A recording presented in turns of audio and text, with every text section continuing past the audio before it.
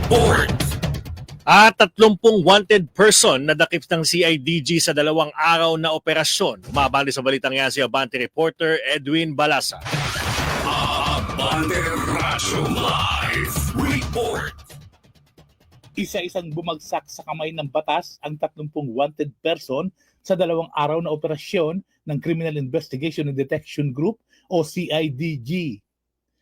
Ayon kay CIDG Director, Police Major General Nicolas Torre III, ang isinagawang operasyon ay base sa direktiba ni PNP Chief Police General Romel Marbil na paigtingin ang pagsugpo sa krimen sa pamamagitan ng Oplan Pagtugis Manhunt Operation.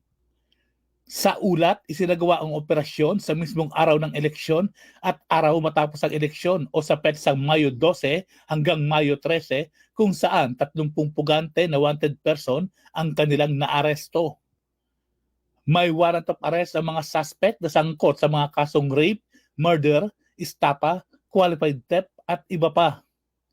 Sa mga naaresto naman, 17 ay mula sa Luzon, 5 sa Visayas at 8 naman sa Mindanao.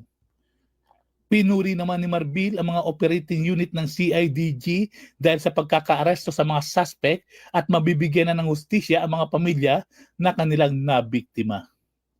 Ako si Edwin Balasa ng Abante Radio.